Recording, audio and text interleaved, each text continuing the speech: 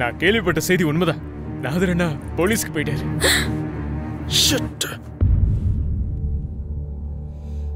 வக்கீல்களுக்கு தகவல் சொல்லணும்.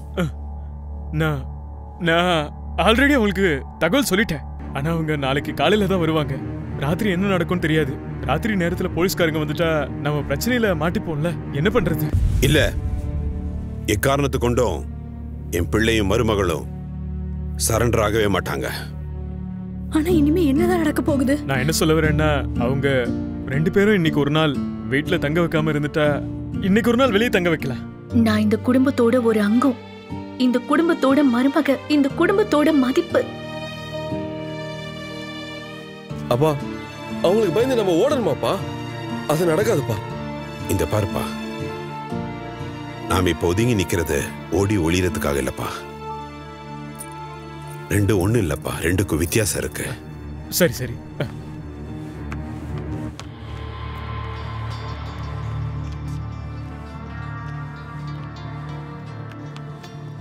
ஏய் அட்வைசர், இவ்வளவு நேரம் எங்கடா போயிருந்த? நான் தூங்கலாம் ஒன்றும் இல்லைங்க ஐயா. அங்கே என்ன நடக்குதுன்னு தெரிஞ்சுக்கிறதுக்கு தான் போனேன். அங்கே என்ன நிலவரம்னு நம்ம தெரிஞ்சுக்கணும்ல, அதுக்காக தான் போயிருந்தேன். என் பொண்ணு அங்கே போனதுலேருந்து எந்த தகவலும் இல்லை. இப்போ நான் என்னதான் பண்றது? நாளைக்கு சூரியன் உதிக்கிறதுக்கு முன்னாடி நீங்க உங்க அண்ணனுக்கு ஒரு பெரிய ஷாக் ட்ரீட்மெண்ட்டே கொடுத்தாகணும். இப்போ என்ன பண்ணணும்னு சொல்றேன்? குழப்பமான மைண்டோட டிசிஷன் எடுக்க முடியாது சார். ஒரு முடிவு எடுக்கும் போது யாரும் கொஞ்சம் கூட பதறவே கூடாது. இப்போ நான் என்ன பண்றது? அது ஒன்றும் இல்லை சார், நல்லா யோசிச்சு பாருங்க சார். நான் வேணா உன் மூளையை கொளுத்திடுவா? நான் என்ன சொல்ல வந்தேன்னா, மூளை சூடாகிற அளவுக்கு யோசிங்க. இப்போ அவங்க குடனுக்குள்ள இருக்காங்கன்னு நினைச்சா மட்டும் போதும். நீங்க சூடு பண்ணணும்ல, அப்படி இருந்தா தானே நம்ம பெரிய பெரிய விஷயங்களை சாதிக்க முடியும். உங்க 2 பேருக்கு என்ன பைத்தியமா? ஏன் இவ்வளவு சீப்பால நீங்க யோசிச்சுட்டு இருக்கீங்க? இப்ப நீ தான் நெருப்போட விளையாடிக்கிட்டு இருக்க. நீ அவரையே சேர்த்து கெடுக்கிறியா? நீ இவ்வளவு நாளா யாரும் நம்பிக்கிட்டு இருந்தியா? அவங்க இப்ப நம்மளை ஏமாத்திட்டாங்க. இப்ப நமக்குன்னு யாரு இருக்கா? இப்ப நான் என்ன பண்ணணும்னு சொல்ல வர? ஒருத்தர் ஜெயிக்கணும்னா இன்னொருத்தர் தோத்துதான் ஆகணும். ஆனா அப்படி நடக்க கூடாது.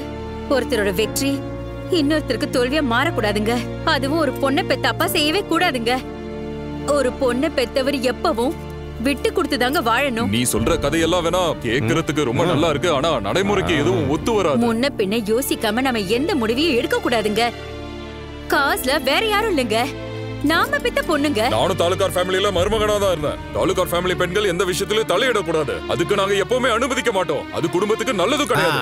நீங்க 1000 காரணங்கள் சொன்னாலும் அவன் நம்மளோட பொண்ணு தாங்க.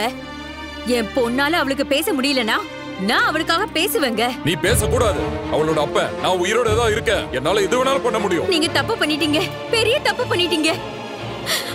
உங்களுக்கு அதிகாரம் இருக்குங்கிறதுக்காக நீங்க நினைச்சதெல்லாம் செய்யணுங்கிறது தப்புங்க. ஐயா, நான் ஒரு விஷயம் சொல்லட்டுங்களா? நீங்க ஒரு வார்த்தை மட்டும் சொன்னீங்கன்னா போதும், அதை நான் செஞ்சு முடிச்சுக்கிறேன். நாசமா போட்டுடா, எரிஞ்சு சாம்பலா போட்டு. தாலுக் தர்பார் குடும்பத்தோட ஆட்கள் எப்பவுமே சிங்க மாதிரி இருக்கணும் சார். உங்க மனசுல என்ன இருக்கோ அதையே நான் செஞ்சிடறேன் சார். நீங்க எதையும் நினைச்சு கவலைப்பட வேண்டாம். இங்க பாரு காசலா, உன்னோட அப்பா இப்ப போலீஸ் ஸ்டேஷன் போயிருக்காரு. ஒருவேளை போலீஸோட அவங்க இங்க வந்துட்டா வேற வழியே இல்ல. இல்ல, நீ கட்டாயமா இந்த குடும்பத்தை விட்டு போய்தாமா ஆகணும். இந்த மூக்குத்திய கூட நீ கழட்டி ஆகணும். இந்த மூக்குத்தி என்னோட உரிமை, என்னோட கௌரவம் அத்தை. இது வெறும் ஒரு நகை மட்டும் இல்ல, இது ஒரு பாலம். புதிய வாழ்க்கைக்கு கொண்டு போய் சேர்க்கிற பாலம். அப்புறம் நான் எதுக்காக இதை கழட்டி வைக்கணும்?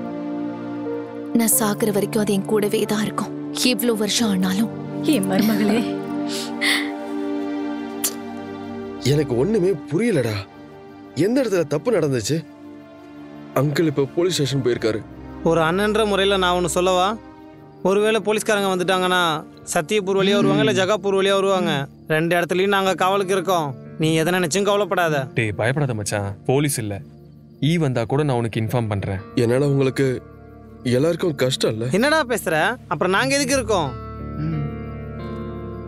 எனக்கு ஒவ்வொரு நிமிஷம் நினைச்சாலே பயமா இருக்கு. நான் இப்பவே கிளம்புறேன். கொஞ்ச நேரம் மட்டும் தான் இங்க இருப்பேன். போலீஸ் வந்துட்ட பிரச்சனை ஆயிரும். இதுக்கு மேலே நம்ம டிலே பண்ணக்கூடாது. நாம உடனே கிளம்பி போயிடலாம். சரி வாங்க வாங்க வாங்க.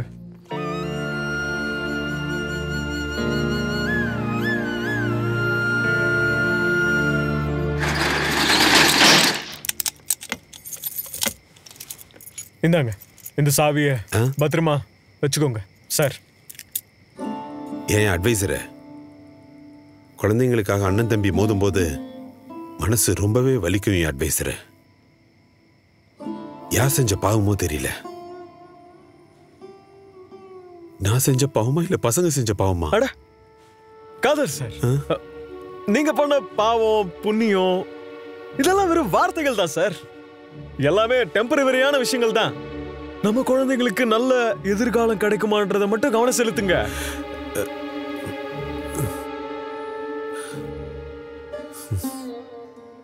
ஆனா இந்த 2 பசங்களுமே எனக்கு உயிரி அட்வைசரு. அவங்களுக்கு மட்டும் ஏதாவது ஒன்று ஆச்சுன்னா அது என் நெஞ்சிலேயே அடிச்ச மாதிரி பயங்கரமா எனக்கு வலிக்கும். நாதரு எனக்கு ரொம்ப முக்கியம்தான். எல்லா விஷயத்திலும் அப்படிதான். ஆனா என் மனசு ரொம்ப நுழுங்கி போச்சு. அந்த அளவுக்கு பாதிச்சிருக்கேன்.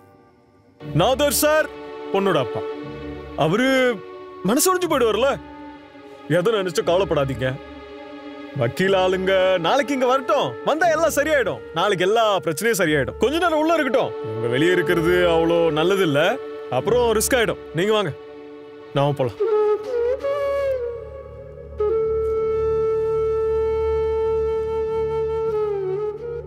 என்னைய மன்னிச்சிருங்கப்பா நீங்க 2 பேரும்.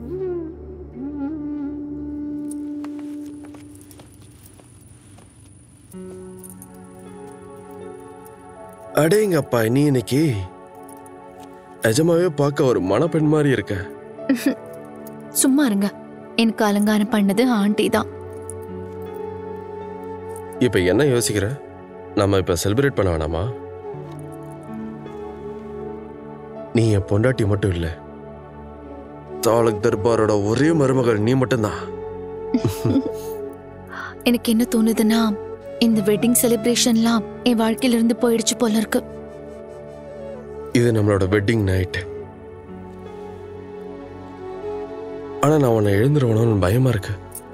ஆனா நான் இருக்கிற வரைக்கும் அது நடக்காது. அதெல்லாம் நினைச்சு நீ கவலைப்படாத. அங்கிள் எல்லாத்தையுமே சரி பண்ணிடுவாரு, புரியுதா? நான் உன்னோட இதயத்தை விட்டு எங்கேயுமே போக மாட்டேன். எப்பவுமே உன் கூட தான் இருப்பேன்.